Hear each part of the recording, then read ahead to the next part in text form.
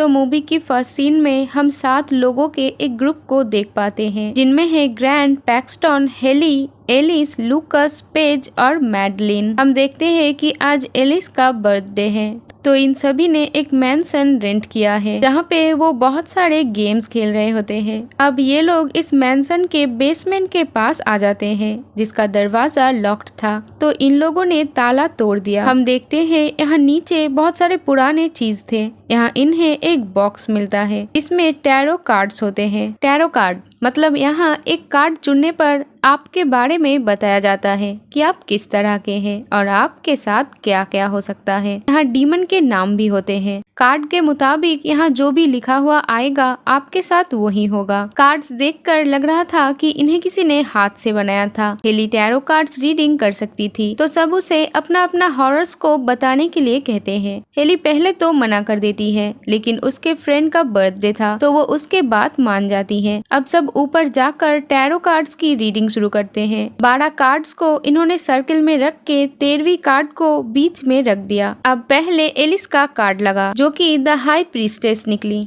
Heli ने उसे कहा कि तुम्हें हर चीज को लेकर क्यूरियोसिटी होती है कि ये क्या हो रहा है, क्यों हो रहा है, और यही तुम्हें मुसीबत में डाल सकती है। ये वार्निंग ये विच की है जो तुम्हारे कार्ड पे आई है। और अब मैडलिन आती है, जिसका कार्ड था हैंग्ड मैन, और इसके बाद पेज आती है, उसका कार्ड था द मैजिशियन। और अब पैक्सटन आता है, जिसका कार्ड था द फूल।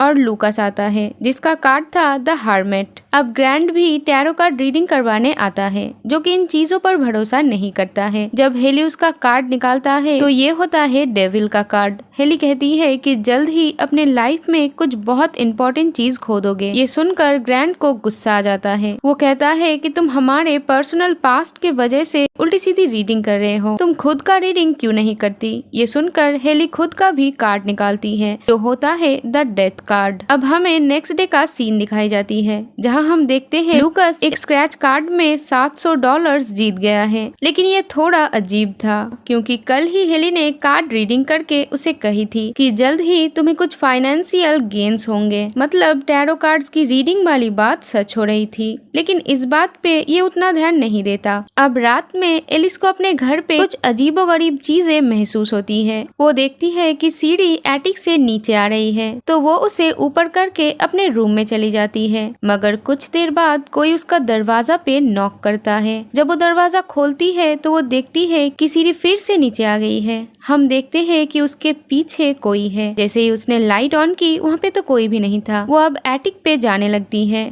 और वहाँ पे थी द हाई प्रीस्टेस, मतलब जो उसकी टैरो कार्ड पर आई थी। वो जोर से चिल्लाती है। उसे देखकर एलिस नीचे गिर जाती है और वो सीढ़ी से उसे बहुत मारती है, और यहाँ पे एलिस मारी जाती है। जैसे कि हेली ने टैरो रीडिंग में बताई थी कि क्यूरियोसिटी तुम्हारे लिए अच्छा नहीं होगा, मगर यहाँ सबको उसकी मौत एक एक्सीडेंट लगती है। उसके सभी फ्रेंड्स बहुत दुखी थे। अब रात को हेली पेज के साथ ही रुकती है, क्योंकि वो एलिस की मौत से बहुत ज्यादा दुखी थी। हेली बताती है कि जब मैं छोटी थी तो मैंने टैरो कार्ड्स की रीडिंग सीखी थी। तब मेरी मॉम बीमार थी। मैंने जितने बार भी उनके लिए रीडिंग की, हर बार उनकी मौत की कार्ड्स ही आई। इसीलिए कहते हैं कि हम अपनी किस्मत को बदल नहीं सकते।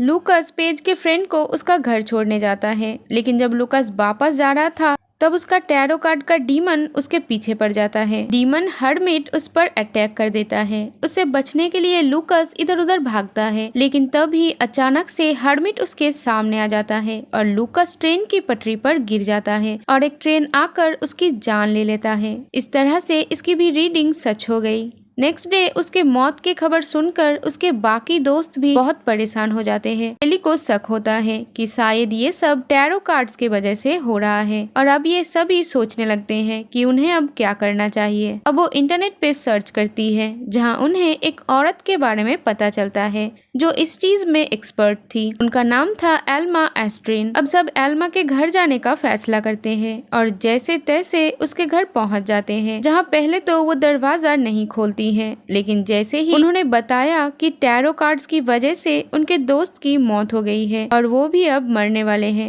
ये सुनकर एल्मा दरवाजा खोलती है और वो बताती है कि तुमने जिन टैरो कार्ड्स की रीडिंग की है वो कर्स्ड है। उनके वजह से पहले भी मैक्सिको में, लंदन में और वुडस्टॉक में काफी सारे मौतें हुई है, लेकिन लंदन वाले केस में एक इंसान बच गया था और वो मैं खुद हूँ, क्योंकि मैंने अपनी रीडिंग नहीं की थी। लेकिन जब तक मैं समझ पाया कि ये सब टैरो कार्ड्स के वजह से हुए हैं, तब तक वो कार्ड्स मेरे पास से चले गए थे और तभी से मैं उन कार्ड्स को तबाह करने के लिए ढूंढ रही हूँ। वो ये भी बताती है कि ये कार्ड्स एक राजा की वजह से कर्स्ड हुई है। असल में 18वीं सदी में उस राजा की रानी प्रेग्नेंट थी, तो राजा ने अपनी एस्ट्रोलॉजर से रीडिंग करवाई, तो उन्हें पता चला कि रानी और बच्चा दोनों ही मारे जाएंगे। ये सुनकर राजा को गुस्सा आया और उसने रीडिंग को बदलने के लिए कहा। उस एस्ट्रोलॉजर ने रीडिंग को बदलने की बहुत कोशिश की, लेकिन हर बार डेथ का ही रीडिंग आया। तो राजा अब गुस्सा हो जाता है और उस एस्ट्रोलॉजर और उसके बेटी को राज्य से बाहर निकाल देता है।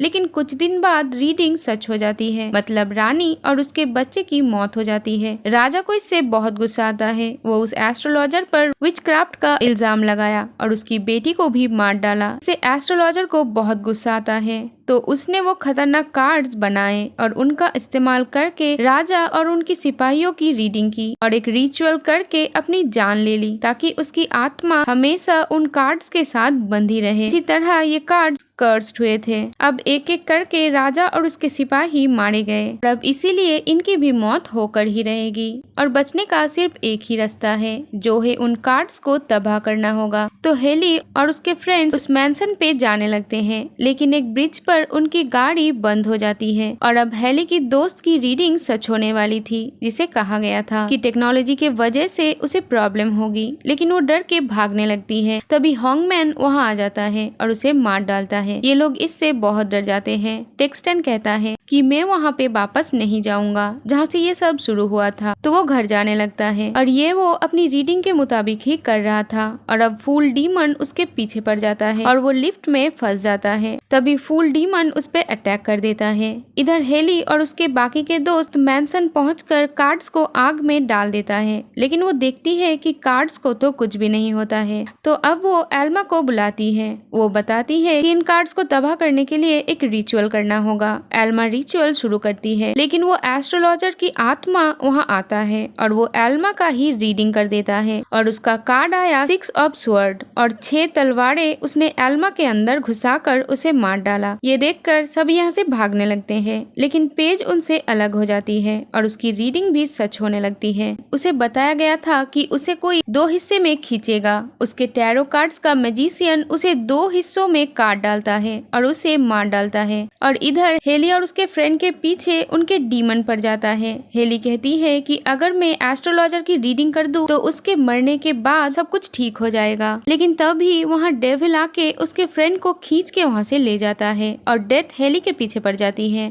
वो हेली को पकड़ लेता है, लेकिन तभी उसकी दोस्त वहाँ आ जाती है क्योंकि उसने डीमन का सामना किया था और अब हेली उस एस्ट्रोलॉजर के लिए रीडिंग करती है और उसका कार्ड भी डेथ ही निकलता है। यहाँ हेली एस्ट्रोलॉजर के आत्मा से कहती है कि बेकसूर लोगों की जान मत लो, लेकिन डेथ उन दोनों को ले जाने का फैसला करती है, लेकिन हेली की दोस्त उसे बचा लेती है और डेथ एस्ट्रोलॉजर के आत्मा को ही ले गई और अब कार्ड्स भी खत्म हो जाते हैं और अब ये दोनों बच जाते हैं और यहाँ से जाने लगते हैं। लेकिन तभी वहाँ एक कार आता है जिसमें पैक्सटन था। उसकी रीडिंग थी कि अपने दोस्तों के लिए वो वापस आएगा। यहाँ हमें पता चलता है कि पैक्सटन के एक दोस्त ने लिफ्ट का दरवाजा खोल दिया था और उसे बचा लिया था, जैसा उसके रीडिंग में आया था कि कोई अपना उसे बचाएगा। और इसी के साथ ये मूवी यहीं पर खत्म हो जाती है। Thank you for watching. Bye bye.